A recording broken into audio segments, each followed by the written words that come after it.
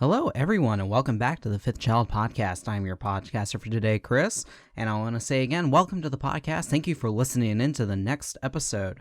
So, if you've been listening into some of these previous podcast episodes, you'll have known that these podcasts have been a little shorter recently. That's mainly because of how busy that I've been with work and everything, and also mainly because I have been recently playing Fire Emblem Three Houses, and I'm actually still working on the game presently. There is going to be likely a brand new episode coming out that is going to actually be completely devoted to just Fire Emblem Three Houses, because I want to give that game as much attention as humanly possible, while also giving a good, decently length podcast. Trust me, I have a lot of opinions on that game that can easily fill out an entire episode of a podcast. But for the time being, I'm definitely going to stick with the shorter episodes until there comes the time when I can finally complete the game to the completion that I find worthy of it being completed, and then I can talk at length about the game, either in spoiler discussions or non-spoiler discussions as well. For the time being, we're going to stick with today's podcast episodes. I want to thank you again for listening in, and let's go ahead and just jump right into the two topics that we're talking about today. So if you've been listening to the podcast, this podcast is a weekly podcast where I list two different things, whether they're anime, video game, television, movies, or the like. And today I have a video game and an anime that I wish to talk about for today. So we're going to go ahead and switch gears and just talk right about the video game. We're going to go ahead and talk about the video game for today's podcast.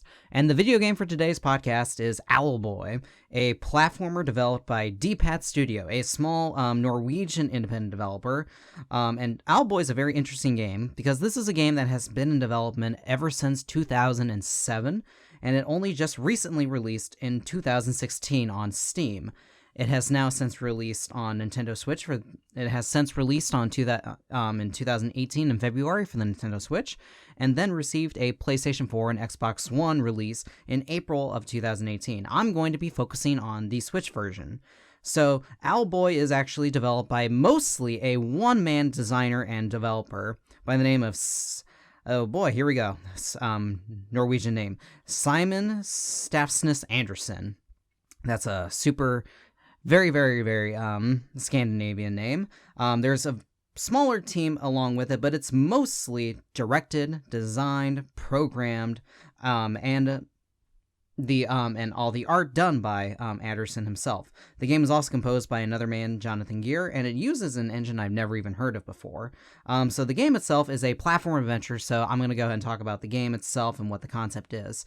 So Owlboy is set in this huge land in the sky where there's a bunch of floating items, where we learn that the islands themselves were originally once on the surface, and then some interesting catastrophe happened that caused all of these islands to levitate, and all of basically not just humankind, but all the inhabitants of the world were forced to seek refuge in these islands in the skies. And the main player character that you're playing as is a little boy named Otis, who's a member of this humanoid-like race that obviously are called owls. They look like owls, but they're bipedal. They walk and talk just like humans. So your main character is Otis. And when Otis's village is attacked by this band of pirates, Otis must go out on a journey in order to save his village, and then learn more and more about the truths of the owls themselves. The setting is very, very interesting. The entire setting is set in this little settlement called Veli. And there's this little village that's made up of very different islands. It's populated by both these owls, who are owl-like humans, or human-like owls, and there's also humans that are around as well. There's also this weird religion that follows around. There is also this interesting religion about the owls, and how the owls are these wise, these extremely wise, these really religious type people, who have all gained the ability to fly. They have these prophecies about how the catastrophe occurred, and how there's also probably a prophecy that can help save the islands above as well. And your main character Otis is a mute who's training to actually become an owl. Like I said before, these owls are kind of a religious group, and also a militaristic group as well that help guard these islands as well. And Otis is trying to become one of those. Through it all, he unfortunately, because of how accident prone he is, he's very, very looked down on. He's very looked down upon. This leads to some of the more interesting aspects of the game, where there's a lot of different parts of it, where there's a lot of different story-based sequences where you get to see Otis deal with how accident prone he is, and how his superiors look down on him for just the way he is. And how in some ways that he's seen as being a disgrace to this ancient order of owls. You also get to see you also get to meet some of the other characters. For one, his best friend Getty, who's an inventor, who's a human who helps Otis along the way. And then after, when these band of pirates attack the village of Veli, both Getty and Otis go out on an adventure and go out explore the world to help save their village from these pirates, while also learning more and more about more and more about the world itself.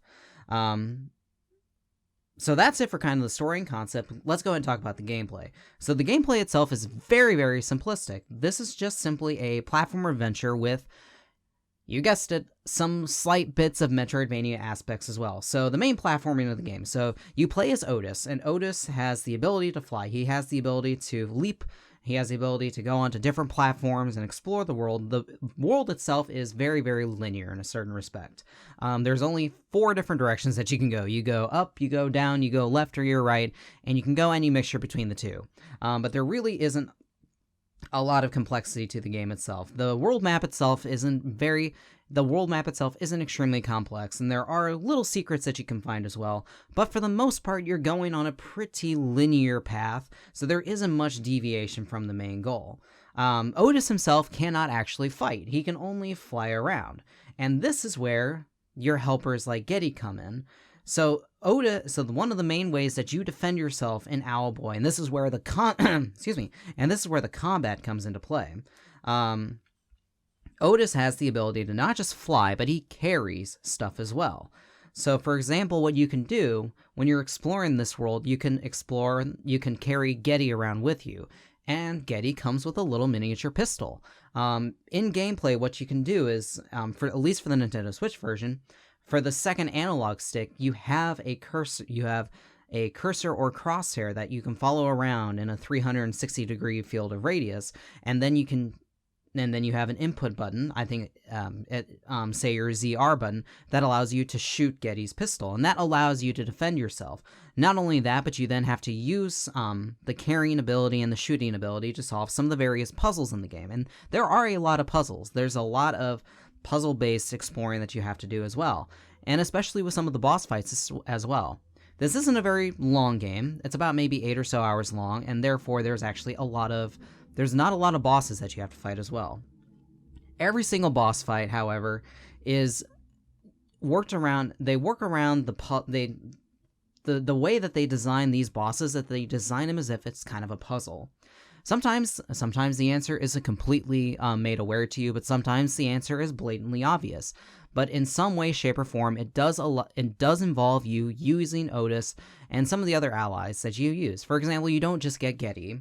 You get a couple former pirates to help you out as well, Alphonse and Twig, who all have different projectiles that are used for different puzzles. And each puzzle, excuse me again. Each puzzle, it can be solved in a different way with a different weapon, and every single one of these allies that you have different weapons that can be used in different situations, whether they be puzzles or a boss fight. As I was saying, with this being a Metroidvania, you can also get more abilities. For example, to, say, get a different ability for Getty or for Alphonse or for Twig that allows them to either shoot a different projectile that's better for a different puzzle, or allow you to beat a boss fight in a way that wasn't initially clear the first time. So there's not a lot of variety with the game, but what the game does allow for is a lot of story-based exploration as well. One of the tags you'll see in this game in the tag is that there's a lot of story exploration.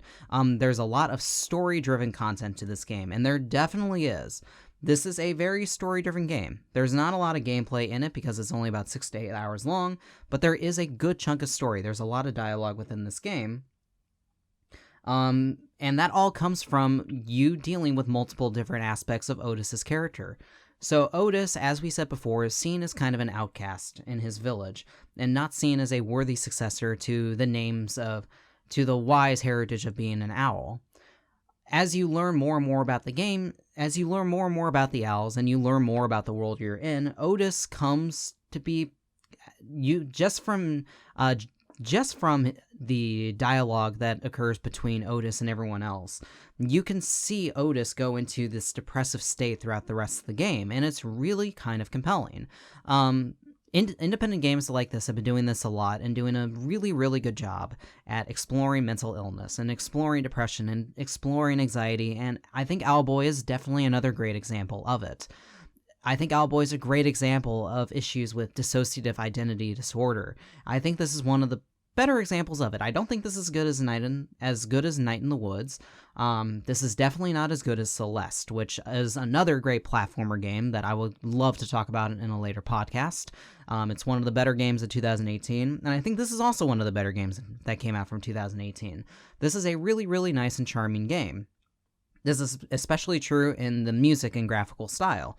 So the graphical style is very sprite-based. It's very, very similar to a Super Nintendo or Sega Genesis game.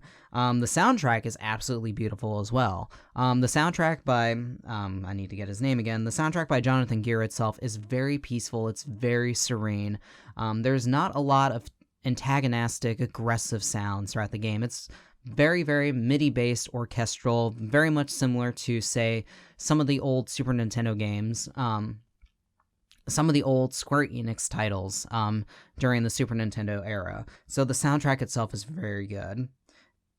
That pretty much wraps it up for story, music, and in terms of the gameplay. So in terms of how playable the game is, it's very playable. This is not a hard-to-control game at all. Like I said, you have a movement button. You have your, not a movement button, you have your control stick that allows you to move, you have the control stick that allows you to aim. It's super easy to jump. There's a lot of interesting platforming you have to do in the game that does get a little interesting, that does get a little dicey and hairy, and that can get a little frustrating at times. But the game does still manage to be extremely enjoyable, throughout its entire 8-hour runtime. There's a lot of there's a lot of different content that you can get in the game.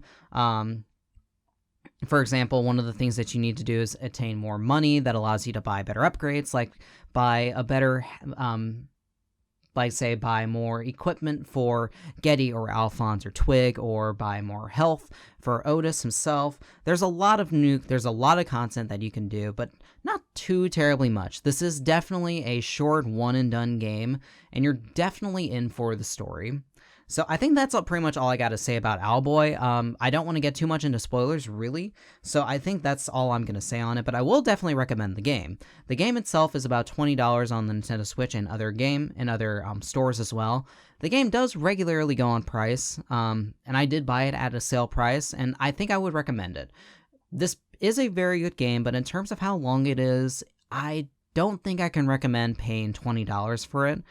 This is certainly not the case with a game like, say, Hollow Knight. That's about only $15 and has about 4 times as much content as what it is worth. This game is slightly overpriced, I will say, so I do recommend probably picking up the game if it was on sale, or at a reduced price, because in terms of the game's length and how much content you actually get, it's a hard sell unless this is your sort of thing. I do recommend playing the game because it does have a great story to tell, that does really delve deep into mental illness and depression. I do recommend the game. But if it's not the sort of thing you're looking for, the price tag may not warrant it. But still, I think this game is extremely good. It's definitely one of the better games to come out in the last couple years. It's definitely one of the better indie games I played in a good long while, and I certainly do recommend it. So that's Owlboy. Definitely a big recommendation if you're looking for this sort of thing. If you're not looking for this sort of thing, definitely wait for it to go down in price. But yeah, I think that's it for Owlboy. So we can go ahead and move on to the next topic. So we're going to go ahead and switch into the anime for today's podcast, and that anime is My Hero Academia, a shonen superhero series that is based on the manga series of the same name that is currently in production by Studio Bones, one of my personal favorite studio in the anime industry. Studio Bones is responsible for a multitude of some of my favorite series, such as Soul Eater, Darker Than Black, Noragami, Bungo Stray Dogs, Mob Psycho 100, and just recently, and my all-time favorite series, which I would love to talk about in a future podcast, Full Metal Alchemist Brotherhood. But the series we'll be talking about is going to be My Hero Academia, and like with other seasonal series, I'm not going to talk about the entire series as a whole. I'm going to just stick my conversation to only My Hero Academia Season 1. So My Hero Academia Season 1 is based on a manga series by Kohei Horikoshi, which was originally published in 2014 in July and currently is still running right now and running very strong in Weekly Shonen Jump. The anime itself was developed by Studio Bones, and is currently licensed by Funimation and being dubbed by Funimation. The series has been airing since 2016, and we're currently on our 4th season not right now, but we will be getting to our 4th season.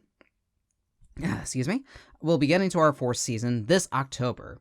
So there's currently 3 seasons we have right now. Excuse me, had a hiccup. There's currently 3 seasons airing that have aired right now, and we've also got a movie called My Hero Academia: The Two Heroes.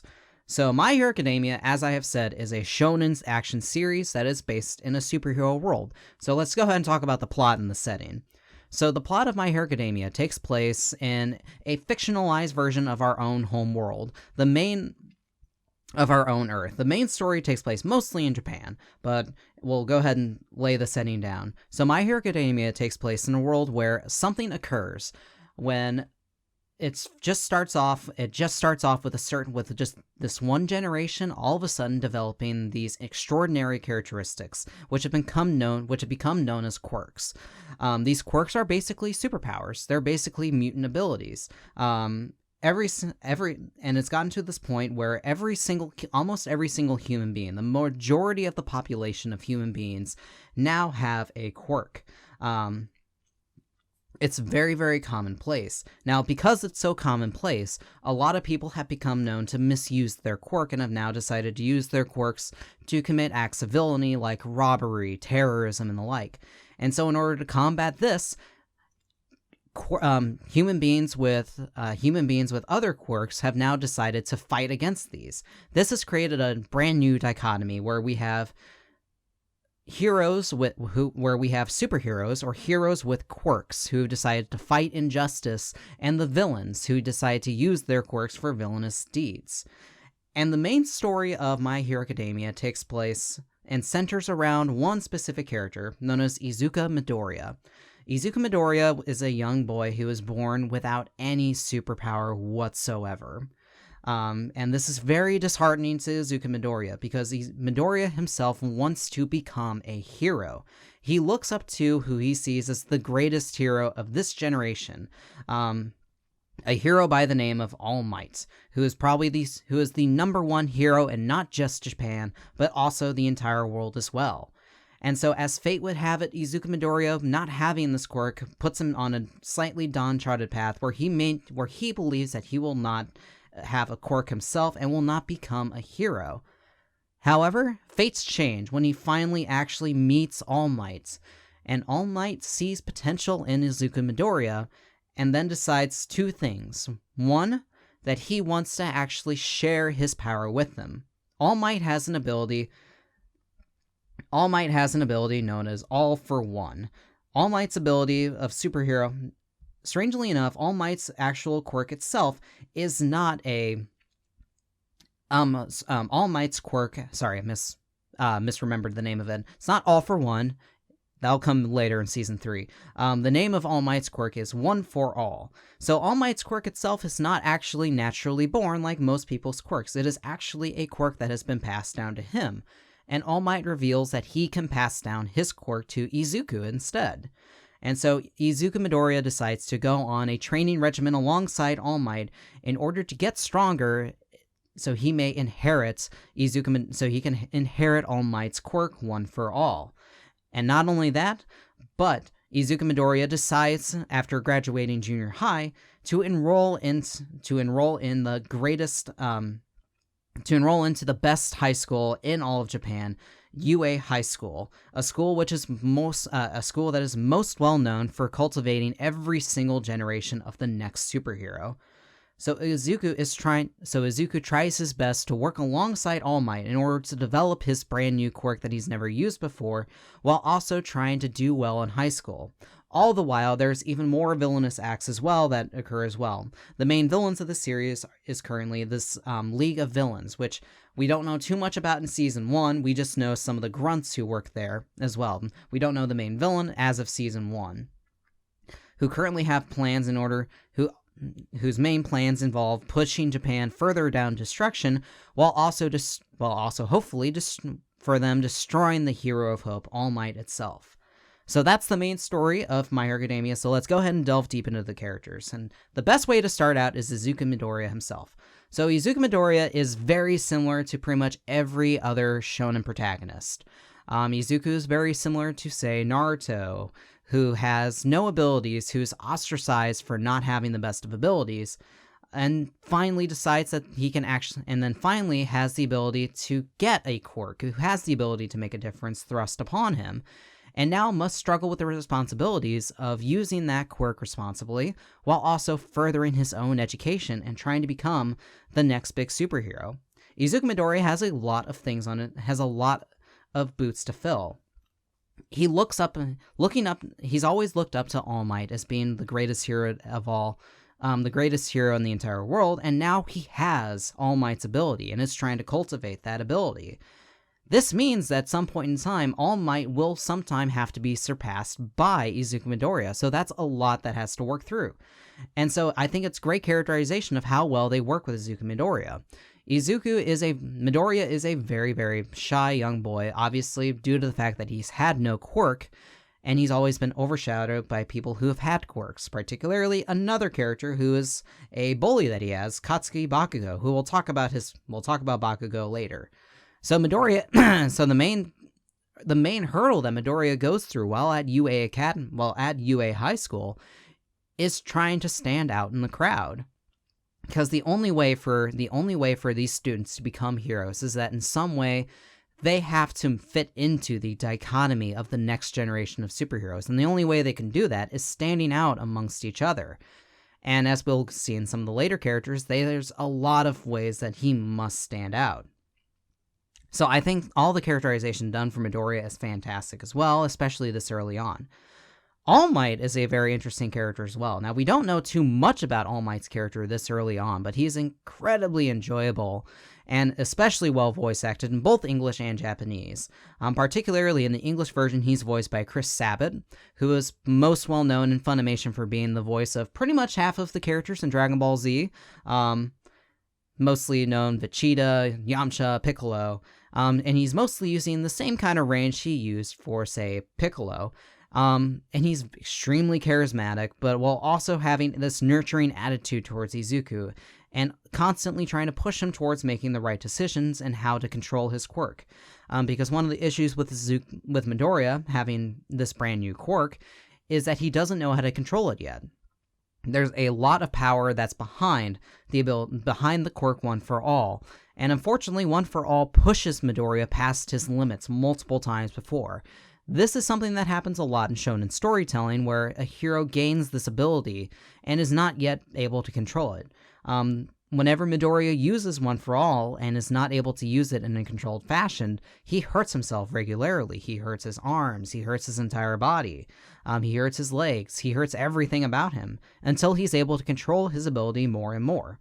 And All Might is just the best teacher for helping Midoriya getting to the point where he can control his power.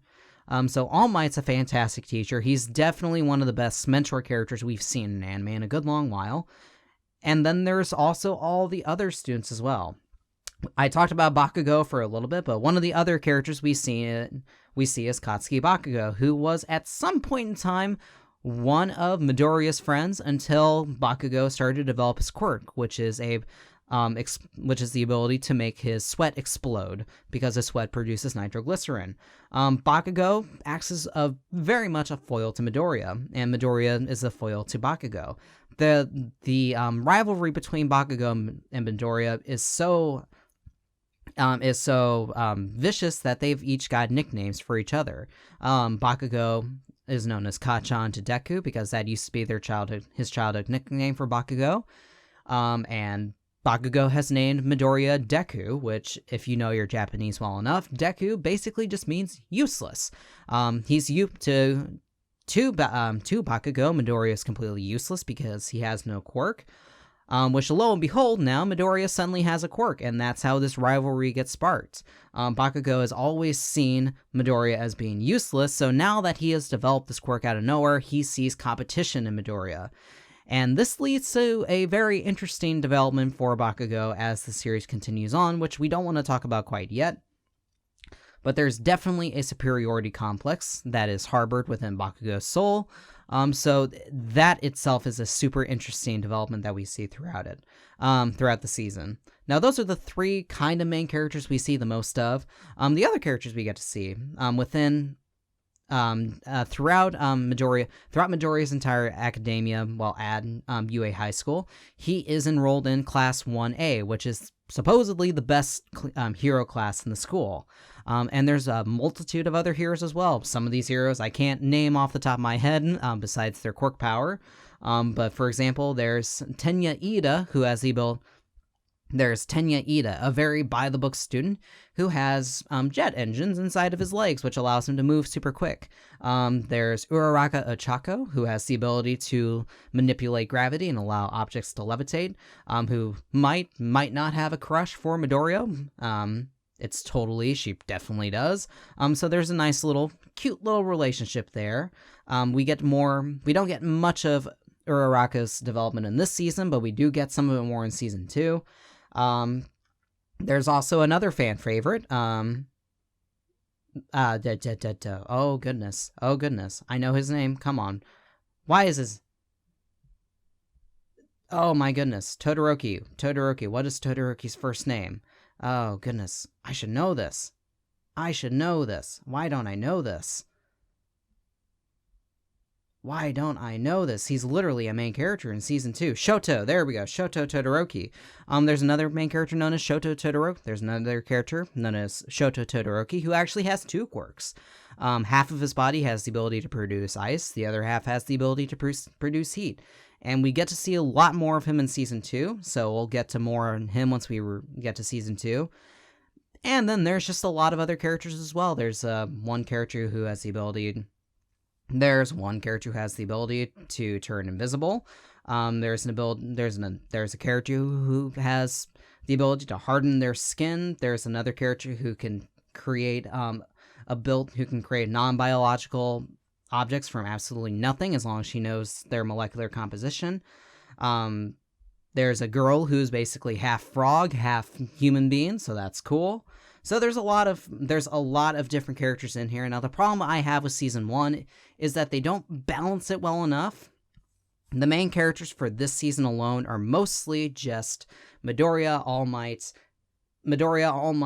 Bakugo, and a little bit of Ida and Uraraka as well. But it's mainly just focused on Midoriya and All Might, which isn't a bad thing.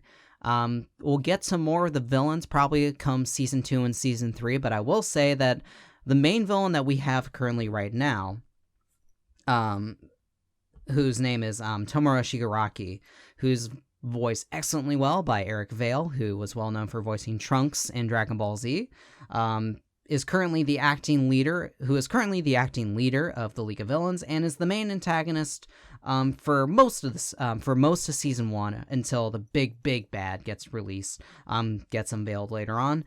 He's a terrifying main villain who has the ability to disintegrate anything he touches with his quirk. So that alone is terrifying, and him along with the other League of Villains leads into probably one of the best conclusions that we've seen so far in a My Hero Academia season. We'll talk about more as we go further down this episode, but for now, I definitely want to talk about the animation. Again, this is Studio Bones. Studio Bones is well known for having very, very slick, very stylish character designs, which lend themselves extremely well to flowing animation. And you see a ton of it this season. For 2016, this is still probably one of the best produced anime that I've seen in a long time.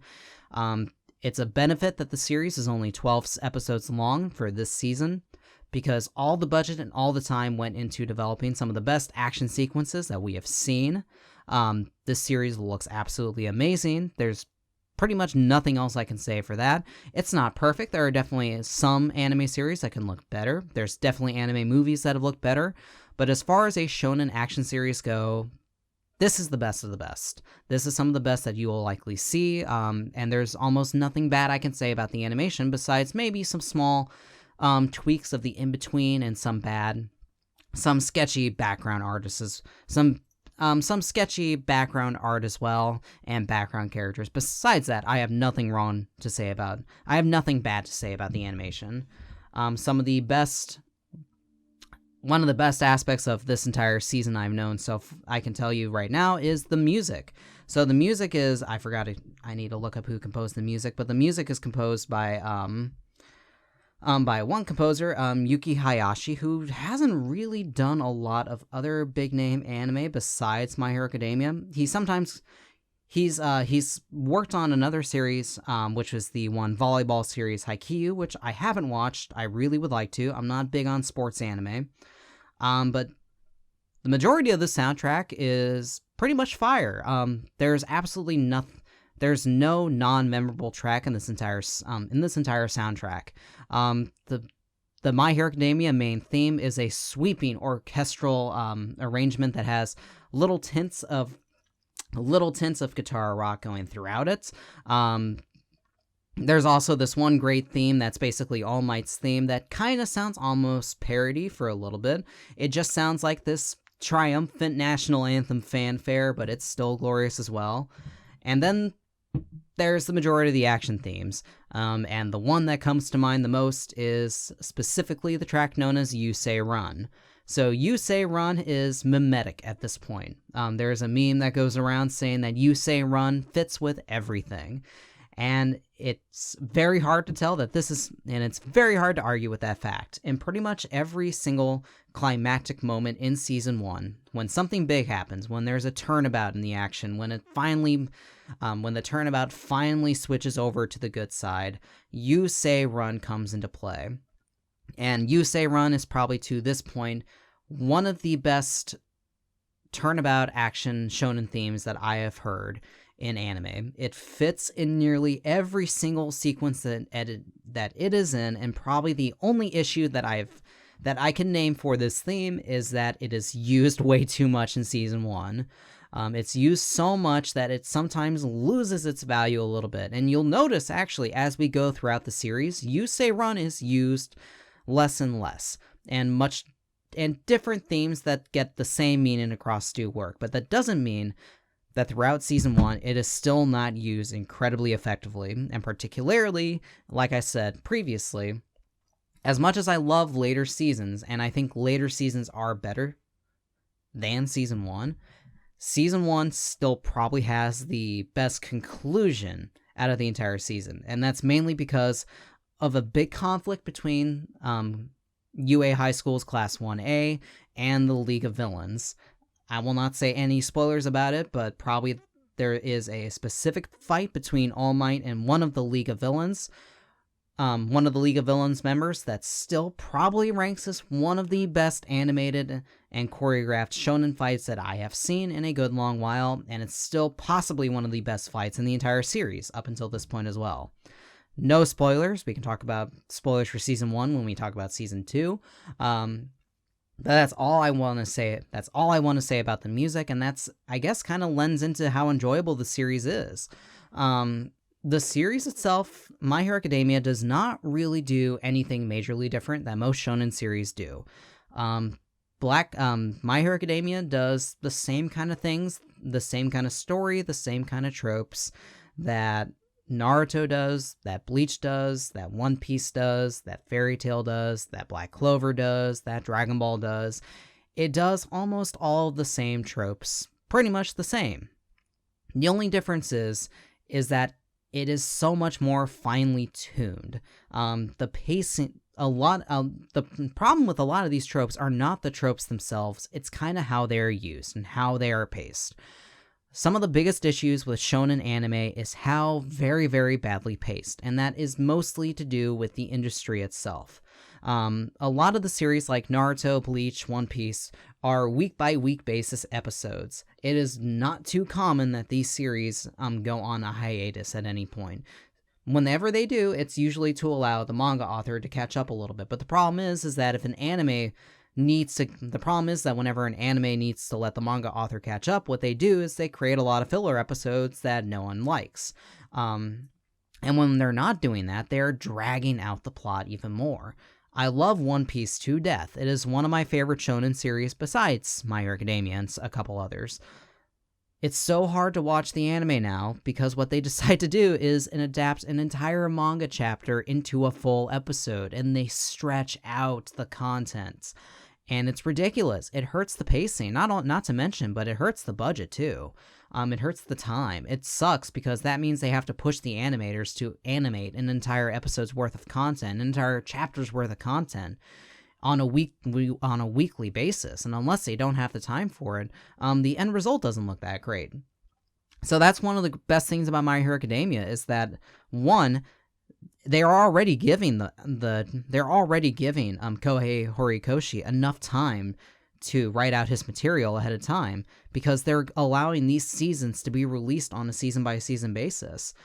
Season 1 was only 12 episodes long, but Season 2 and Season 3, and I'm guessing Season 4, have bumped up that episode count to 26 or so, which is good. They only release on a year-to-year basis, so that allows not just Horikoshi more time to write his material, but that also allows My Hero Academia to adapt the material at the best possible way that it could.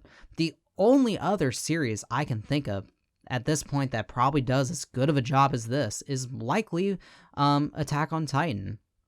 And hopefully, within the next month or so, I can say Demon Slayer is probably the next bet. Which I would love to talk about Demon Slayer again, because, ooh buddy, stuff's happening that I want to talk about. Might have to revisit that on another podcast here in a little bit. But back to My Hero Academia. So, all in all, I would say that as far as these shonen tropes go, My Hero Academia is certainly one of the best examples of it. There is a reason why this series is as popular as it is. It has reached the same kind of popularity that Naruto was back when I was in high school. Back when I was in high school and Naruto was at its peak, when it was at peak popularity, especially in the English dub, we were in the golden years of Naruto. And I still think that we might be in the golden years of My Hero Academia as well. I have not read any spoilers. I don't know too much about where the story's going from here, but I've heard the quality of the story still remains about the same. And I sincerely, and I can't wait to talk about Season 2 and Season 3, because at that point, this series only gets better and better, and starts using the tropes even more effectively than they already are being used. So with that, I'm going to give My Hero Academia probably one of my biggest recommendations so far. My Hero Academia is certainly one of my favorite anime series of all time. I love it to death. I think there are definitely the handful of series that do what My Hero Academia does even better is extremely small, and that means that My Hero Academia is probably at the top. It is at the top of the food chain as far as shonen action series are involved. So, big recommendation for My Hero Academia, and I think that's it for the podcast. So I want to thank you guys so much for listening in. I apologize for my voice. Again, I hate these seasonal allergies. They're so hard to get over. Especially when I talk over such a long time, that causes post-nasal drip to occur, so I hate that I have to cough up so much whenever I do any of these. Hopefully, once the fall comes around and everything, including allergens, starts dying outside, I should be able to be fine. Hopefully my allergies will start to clear up a lot more. So, thank you so much for listening in, and I cannot wait to see you guys more in the next episode.